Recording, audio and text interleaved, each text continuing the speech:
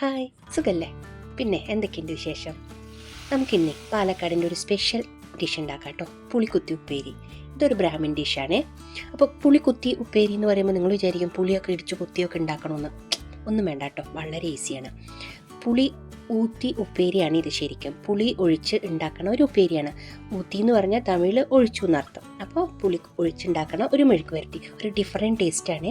എരിവും മധുരവും ഉപ്പും പുളിയും എല്ലാം മിക്സായി ബാലൻസ്ഡ് ആയിട്ടുള്ള ഒരു സൂപ്പർ ഉപ്പേരി. അപ്പോൾ നിങ്ങൾ ഇതുപോലെ ഉണ്ടാക്കാറുണ്ടോ? ഇതുപോലെ തന്നെയാണോ നിങ്ങളും ഉണ്ടാക്കാറ്? ഇത് കഴിച്ചിട്ടുണ്ടോ?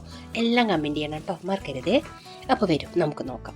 ഞാൻ അതിന് വേണ്ടി ഒരു നേന്ത്രക്കായ തോല് കളഞ്ഞ് ഇതുപോലെ മുറിച്ച് വെച്ചിട്ടുണ്ട് കേട്ടോ. ഇതുപോലെയാണ് നുറുക്കിയെടുക്കേണ്ടത്. തോല് കളയാന്ന് പറയുമ്പോൾ ഫുൾ തോല് മുറിച്ച് മാറ്റി കളയണ്ട. നമുക്ക് അതിൻ്റെ പച്ച കളർ മാത്രം ചീന്തി കളഞ്ഞാൽ മതി കേട്ടോ. എന്നിട്ട് നമുക്കത് നന്നായി കഴുകി ഒരു സ്പൂൺ മഞ്ഞൾപ്പൊടിയും ആവശ്യത്തിന് വെള്ളം കൂടി ഒഴിച്ച് നമുക്കിത് വേവാൻ വേണ്ടി വെക്കണം. പിന്നെ ഞാൻ പറഞ്ഞില്ലേ, ഇതൊരു സ്പെഷ്യൽ ഉപ്പേരിയാണ്. അപ്പോൾ ഇതിലേക്ക് വേണ്ട മസാല നമുക്ക് പൊടിച്ച് വേണം എടുക്കാൻ. ഓക്കെ, അപ്പം നമുക്ക് അതിന് മുമ്പ് ഒരു നെല്ലിക്ക വലുപ്പത്തിലുള്ള പുളി ഇതുപോലെ കുതിരാൻ വേണ്ടിയിട്ട് വെക്കാം കേട്ടോ. ഈ പുളി നമുക്ക് ഇതിൽ ആവശ്യമുണ്ട്, കാരണം ഇത് പുളിക്കുത്തി ഉപ്പേരിയാണല്ലോ, നമുക്ക് പുളി വേണമല്ലോ. ഇനി മസാല പൊടിക്കാൻ വേണ്ടി നമുക്ക് വേണ്ടത് ഒരു സ്പൂൺ അരി. അത് പച്ചരിയോ പുഴുങ്ങലരിയോ എന്തരി വേണമെച്ചാലും എടുത്തോളൂ കേട്ടോ. പിന്നെ ഒരു സ്പൂൺ കടലപ്പരിപ്പ്, ഒരു കഷ്ണം കട്ടക്കായം, പിന്നെ ഒരു 4-5 മണി വെന്തയം, ഉലുവ, പിന്നെ കുറച്ച് കറിവേപ്പില, പിന്നെ വേണ്ടത് വറ്റൽമുളക്. ഈ 4-5 വറമുളക് ഇതെടുത്തോളൂ നിങ്ങളുടെ എരിവിനനുസരിച്ചിട്ട് കേട്ടോ. ഇനി നമുക്കിതെല്ലാം നന്നായിട്ട് മുരുമുരാന്ന് വറുത്തെടുക്കണം. എണ്ണയൊന്നും ഒഴിക്കാൻ പാടില്ല കേട്ടോ. ഇതുപോലെ ചീഞ്ചട്ടിയിലിട്ടിട്ട് ഇതുപോലെ പൊരുപുരാന്ന് മുരിച്ച് വറുത്തെടുക്കണേ. അപ്പം ഞാൻ കായം ഇതിൻ്റെ കൂട്ടത്തിൽ ഇട്ടത് എന്താണെന്ന് പറയുക, കായം കുറച്ച് നല്ലോണം കട്ടയായിട്ടിരിക്കുന്നു. അപ്പം ഞാൻ അത് ആയിക്കോട്ടെ എന്ന് വെച്ചിട്ടിട്ടതാണ്, ഇല്ലെങ്കിൽ ലാസ്റ്റ് ഇട്ടാലും മതി കേട്ടോ. അപ്പോൾ ഇതെല്ലാം നമുക്ക് നന്നായിട്ടൊന്ന് വറുത്ത് കോരിയെടുക്കാം കേട്ടോ. അപ്പോൾ ഞാനിതാ ഈ അരിയും നമ്മുടെ കടലപ്പരിപ്പും ഉലുവയും കറിവേപ്പിലയും ഇതെല്ലാം കൂടി വറുത്ത് മാറ്റി വെച്ചിട്ടുണ്ട് കേട്ടോ. ഇനി നമുക്ക് നമ്മുടെ വറമുളകും കായം കൂടി ഇതുപോലെ ഒന്ന് മൂപ്പിച്ചിട്ട് നമ്മുടെ അതിലേക്ക് കൊട്ടി വയ്ക്കാം. അതൊന്ന് ചൂടാറട്ടെ. നമുക്കിത് പൊടിച്ച് വേണം എടുക്കാൻ. പൊടിക്കണം പറഞ്ഞാൽ തരിയായിട്ട് പൊടിച്ചെടുക്കണം കേട്ടോ. നല്ലോണം പേസ്റ്റ് പോലെ ഒന്നും ആക്കരുത്, തരിയായിട്ട് പൊടിച്ചെടുക്കണം. നോക്കൂ, ഇപ്പം നമ്മുടെ കായം നന്നായിട്ട് വെന്തിട്ടുണ്ട്. ഇനി നമുക്കതിലേക്ക് നമ്മൾ പിഴിഞ്ഞ് വെച്ചിട്ടില്ലേ പുളി, ആ പുളി വെള്ളം കൂടി ചേർത്തി കൊടുക്കാം കേട്ടോ. ഈ സമയത്ത് നമുക്ക് ഇതിലേക്ക് ആവശ്യത്തിനുള്ള ഉപ്പ് ചേർത്തി കൊടുക്കണം. എരിവ് കൂടുതൽ വേണമെന്നുണ്ടെങ്കിൽ ഈ സമയത്ത് കുറച്ച് മുളക് പൊടി കൂടി ഇതിലേക്ക് ചേർത്തി കൊടുത്തോളൂ കേട്ടോ. അപ്പം ഞാൻ ഇതെല്ലാം കൂടി ചേർത്തി പിന്നെ ഇതൊന്ന് പുളിയുടെ പച്ചമണമൊക്കെ ഒന്ന് മാറണ വരെ നമുക്കൊന്ന് അടച്ചു വെച്ച് ഒന്നും കൂടി വേവിക്കാം കേട്ടോ.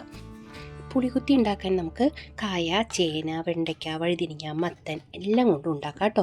1-2 പച്ചക്കറി ഒന്നിച്ചിട്ടിട്ട് ഉണ്ടാക്കാം കേട്ടോ. അപ്പം നമുക്കിതാ ഇത് കണ്ടോ, നമ്മളുടെ ഈ വറുത്ത് വെച്ചില്ലേ അത് ആറിയിട്ടുണ്ട്. ഇതൊന്നും നമുക്ക് തരിയായിട്ട് പൊടിച്ചെടുക്കാം കേട്ടോ. ഒരുപാട് പേസ്റ്റ് പോലെ ഒന്നും പൊടിയണ്ട, ഫൈനായിട്ട് പൊടിയണ്ട, ഇങ്ങനെ തരിവിരാന്ന് വേണം കേട്ടോ. അതുപോലെ തരിവിരാന്ന് പൊടിച്ചെടുത്തിട്ടുണ്ട്. ഇപ്പം നല്ല മണമാണ് ഇതിന്. ഇഡ്ഡലിപ്പൊടിയുടെയൊക്കെ മണമാണെന്ന് ചോദിച്ചാൽ അതുപോലത്തെ ഒരു മണമാണ്, പക്ഷേ അതല്ല താനും, അങ്ങനെ ഒരു മണം. ഓക്കെ, അപ്പോൾ ഇതുപോലെ പൊടിച്ച് വെച്ച് ഈ പൊടി നമുക്ക് ആവശ്യമുണ്ട്.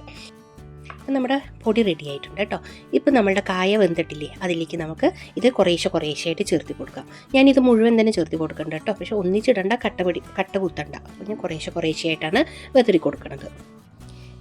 ഇതൊരു പ്രത്യേക ടേസ്റ്റുള്ള ഉപ്പേരി തന്നെയാണ് കേട്ടോ, സംശയമില്ല. ഇത് നിങ്ങൾ ട്രൈ ചെയ്ത് നോക്കൂ, എന്നിട്ട് പറയൂ എങ്ങനെയുണ്ടെന്ന്.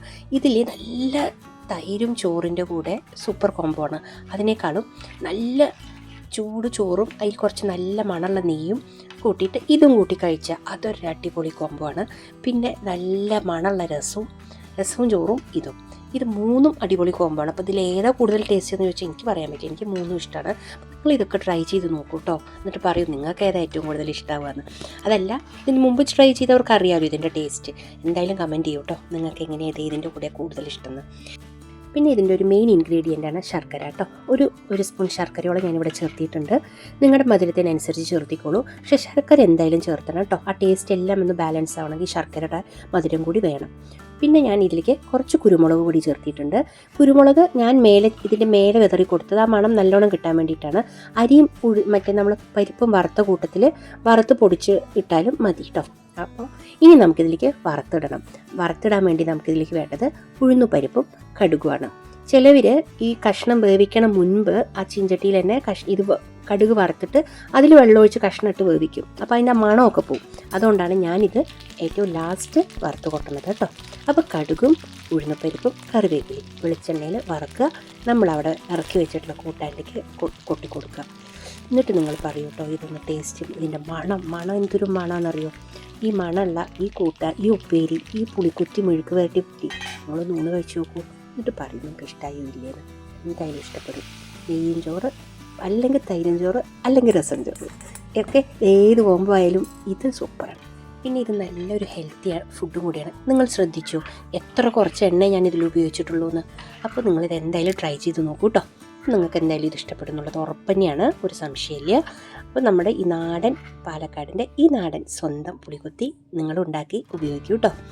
അപ്പോൾ എന്താ, ഇനി ഇതുപോലെ നല്ല വീഡിയോസൊക്കെ ആയിട്ട് നമുക്ക് വീണ്ടും കാണണം. അപ്പോൾ ഇതുപോലെ പഴയകാല രുചികളൊക്കെ ഇഷ്ടമുള്ളവർ എൻ്റെ ഈ ചാനൽ കാണാനും സബ്സ്ക്രൈബ് ചെയ്യാനും മറക്കരുത് കേട്ടോ. മറക്കില്ലല്ലോ, എന്നെ കൂടെ കൂട്ടില്ലേ? ഉറപ്പല്ലേ? അപ്പോൾ ശരി കേട്ടോ, വീണ്ടും കാണാം. Okay, by.